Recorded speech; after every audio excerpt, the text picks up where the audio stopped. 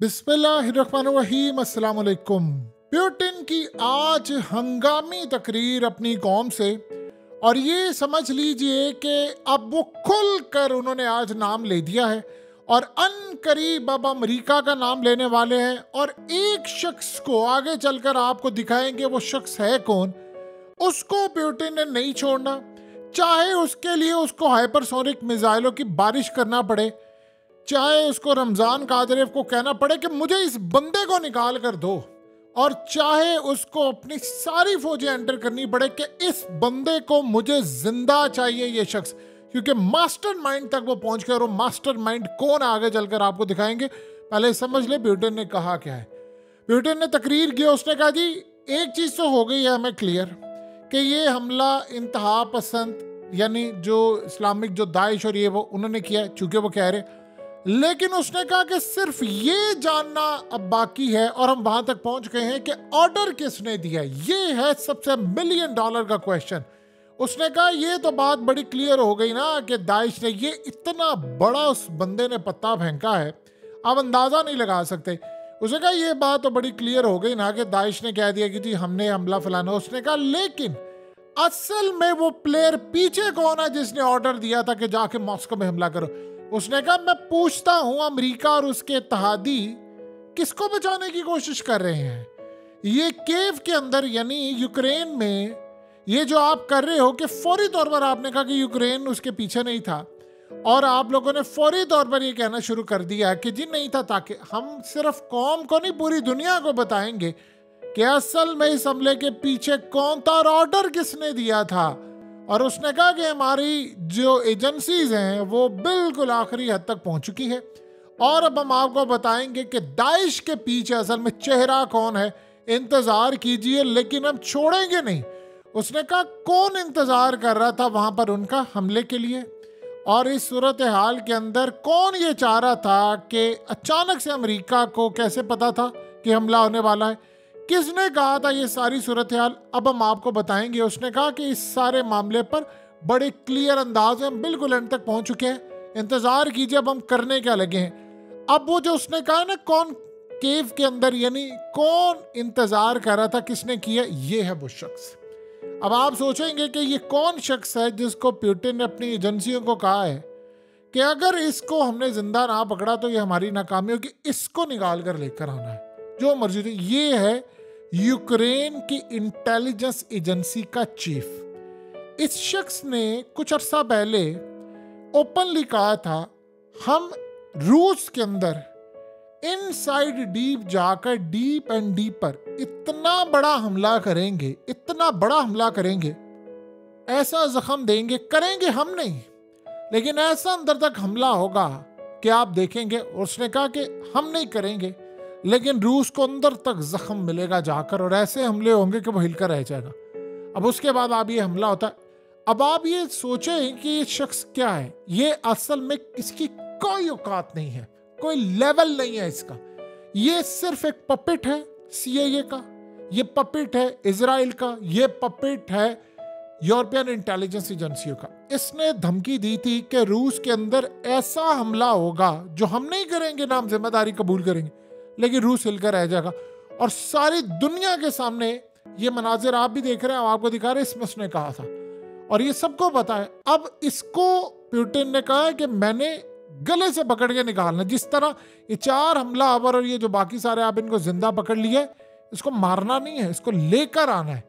ये बताएगा क्या मामला है। अब असल में ये है मास्टरमाइंड। अब ये मास्टरमाइंड कैसे है, ये यूक्रेन की इंटेलिजेंस एजेंसी का चीफ है। अब ये जो प्यूटिन ने बात की है ना, देखिए छोड़े सारी बात को, जो एडिटर इन चीफ है उसने ओपनली कह दिया है कि असल में यूक्रेन में प्लान बना था, अमेरिका और उसके सारे यानी ये यूक्रेन के इत्तेहादी इसमें शामिल थे, डायरेक्टली अमेरिका का नाम ले। आज देखिए प्यूटिन यहाँ तक ले आया है पूरे वर्ल्ड को कि ये तो हमें पता चल गया कि दाइश है, लेकिन दाइश के पीछे ऑर्डर किसने दिया ये हम बताएंगे। असल में वो बड़े हिसाब किताब से आ रहा है। अभी तक जो सारी इंफॉर्मेशन है प्यूटिन की टेबल पर पहुंच चुकी है। वो कर क्या रहे हैं, वो अवाम को अपनी मीडिया के जरिए ओपनली कह रहे हैं कि अमेरिका इसके पीछे था, यूक्रेन का इंटेलिजेंस चीफ था, मास्टरमाइंड ये था, सीआईए ने इनके साथ मिलकर प्लान बनाया था, ये सारे काम कर रहे थे।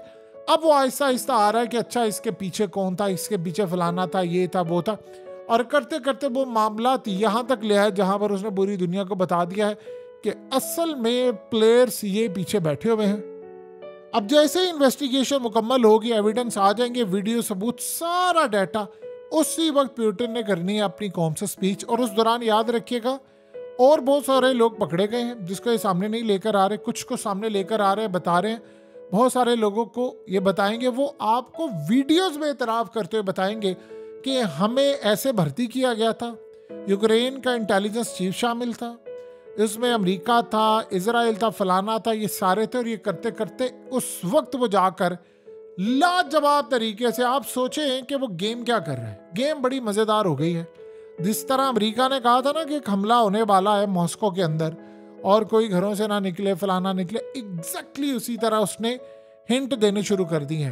ठीक है, आज से पहले आपको कितनी दफा ये मामला सामने है, दुनिया कहती थी ढके छुपे अंदाज में, कभी किसी मुल्क का उठकर सरबरा, और वो भी रूस जैसा जिसने सारी दुनिया को शिकस्त दी हुई है, कभी आपने सोचा था कि पुतिन जैसा बंदा उठकर कहेगा अच्छा अब यहां तक तो पहुंच गए हैं कि दाइश ने किया, लेकिन ऑर्डर किसने दिया है, और अमेरिका किसको बचाना चाह रहा है, किसको वो कह रहा है, और अचानक उसने क्यों कहना शुरू करिए कि दाइश ने किया। पुतिन ने असल में बता दिया है कि अब हम बताएंगे कि दाइश को किसने बनाया था, कौन था इसके पीछे। यूक्रेन के इंटेलिजेंस चीफ को तो उन्होंने नहीं छोड़ना, और पुतिन ने अपनी जो फोर्सेस है उनको हुक्म दिया है कि अब हमने यूक्रेन के ऊपर करनी है बड़ी यलगार, बड़ी यलगार। अगर यूक्रेन के इस इंटेलिजेंस चीफ को देखें, ये किले के अंदर बंद है, इसकी हिफाजत के लिए अमेरिका के कमांडोज, यूक्रेन के कमांडोज, फोर्सेस, सारी निगरानी है। जाहिर सी बात है ये वजीर नहीं है, ये बादशाह, किंग है। यानी आप ये समझ लें कि 3 तरह के टॉप लेवल के लोग होते हैं, ज़ेलेंस्की है, आर्मी चीफ है और इंटेलिजेंस चीफ है। आर्मी चीफ का इस वक्त इतना काम नहीं है जितना इंटेलिजेंस चीफ का काम है, क्योंकि ये जो सारी प्रॉक्सीज हैं ये बैठा रहा है वहां पर दाइश और ये वो। तो इस बंदे को जिंदा पकड़ना इतना अहम है, इतना अहम है कि शायद आप अंदाजा नहीं लगा सकते। और जाहिर सी बात है इसको पकड़ने का मतलब है कि एक बहुत बड़ी जंग, लेकिन पुतिन ने इसको छोड़ना नहीं है। वो कह रहे हैं कि आप देख रहे हैं रशियन मीडिया, वो तो डायरेक्टली कह रहे हैं, इसने इंटरव्यू में कहा था और धमकी दी थी। सो लिहाजा अब वो जा रहे हैं इन पर हमला करने के लिए। इंटेलिजेंस चीफ जो है उसको तो उन्होंने नहीं छोड़ना। और मज़े की बात यह है कि इंटेलिजेंस चीफ की अब खैर नहीं है, इसके साथ जो इंकशाफात किए हैं, जो लोग पकड़े गए हैं, जो इनको मालूमात मिली है। और एक और बड़ी इंटरेस्टिंग बात है कि रूस ने साइबर हमले भी किए हैं, उन साइबर हमलों के अंदर उनके हाथ है। ऐसी ऑडियोस, ऐसी इंफॉर्मेशन निकली, आपको याद होगा कुछ दिन पहले उन्होंने जर्मनी की एयरफोर्स, कमाल देखिए यार इन लोगों का क्या लेवल है कि वो जर्मनी की एयरफोर्स, उनके एयर चीफ की एक मीटिंग जारी थी। जर्मनी दुनिया का तरक्की याफ्ता मुल्क है, यूरोप में नंबर 1 जर्मनी, सेकंड नंबर पर फ्रांस आता है। तो जर्मनी की ये सूरत हाल थी कि उनके एयर चीफ की मीटिंग थी और उसको हैक करके उन्होंने बाहर निकाल लिया। इनके हाथ लगी है ऑडियोज और डाटा, सारा इनको पता चल गया है। अब असल में वो पूरी तरह आहिस्ता आहिस्ता एक माहौल बना रहे।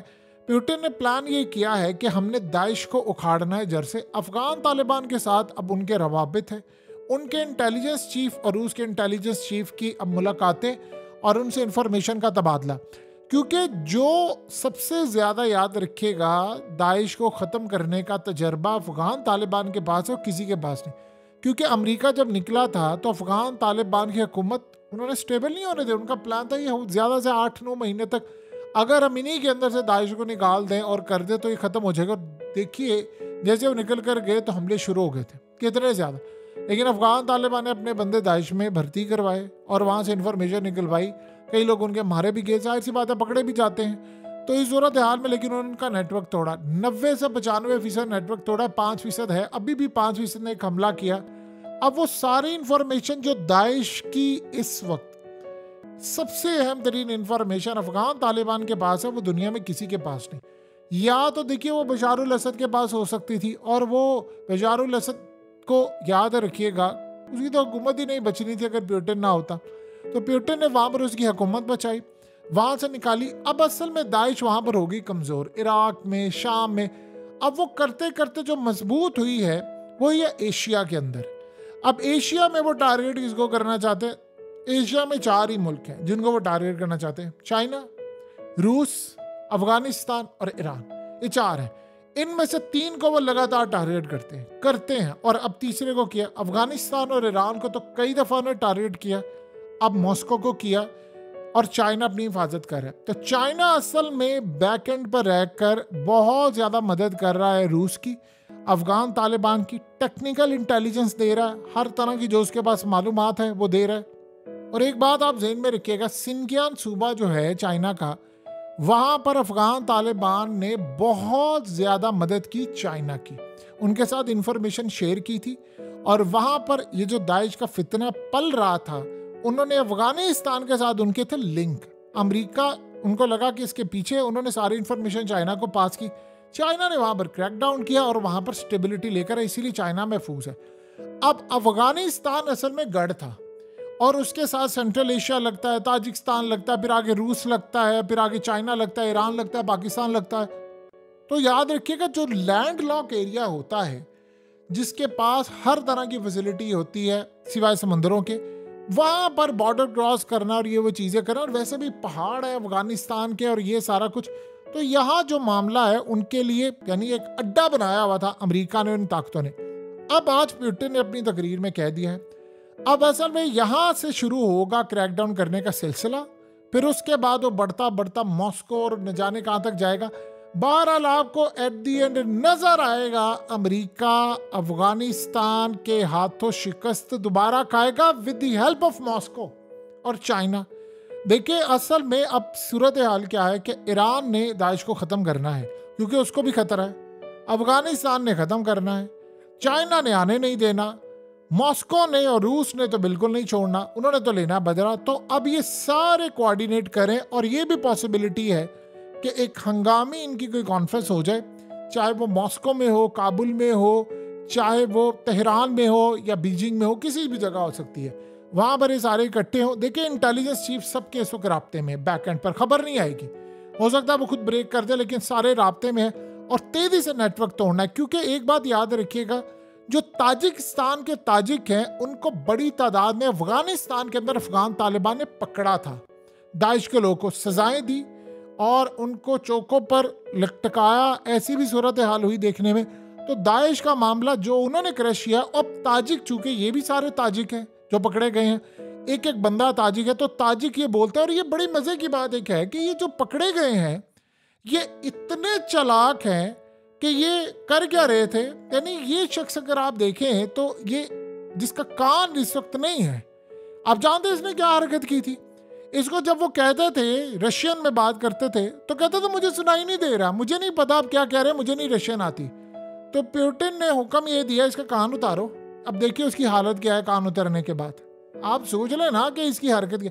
तो उन्होंने फिर इसका एक कान छोड़ा, एक कान इसको दिया, कहा खा लो इसको, और बाद में उसको कहा कि अच्छा अब सुनाई दे रहा, तो ये फरफर बोलने लग गया, फिर रशियन भी आ गई इसको, फिर सारी सूरत हाल आ गई। तो ये इनकी औकात है, ये असल में इनका मामला है। देखिए पुतिन खुद इंटेलिजेंस का चीफ रह चुका है, उसको पता है उगलवाना कैसे है, उसने तो इनको नहीं छोड़ना था। सो अब खेल बड़ा इंटरेस्टिंग हो चला है। अब यहाँ पर जो असल कहानी है, इस बंदे को तो खैर नहीं छोड़ना, इंटेलिजेंस चीफ को, लेकिन उससे पहले प्लान ये है कि अमेरिका का सारा नेटवर्क जड़ से उखाड़ दिया जाए।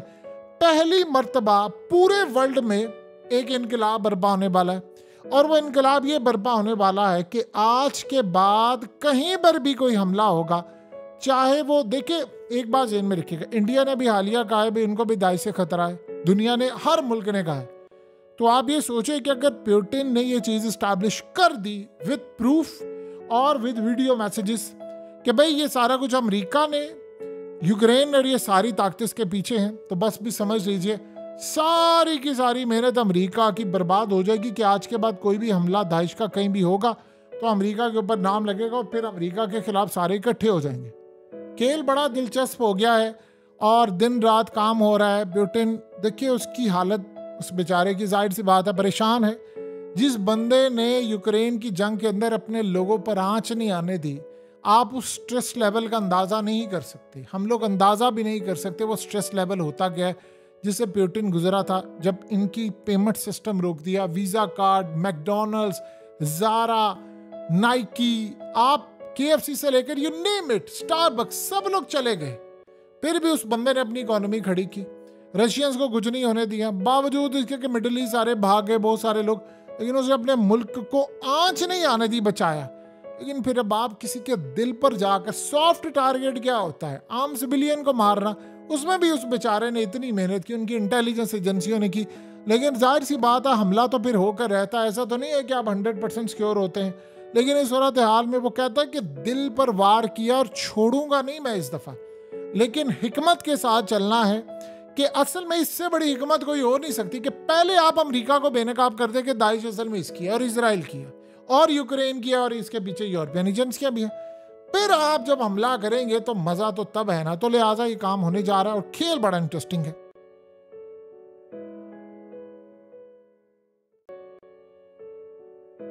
हकीकत टीवी को सब्सक्राइब करना मत भूलें, वीडियो को लाइक करें, शेयर करें और कमेंट सेक्शन में अपनी राय का इजहार जरूर करें।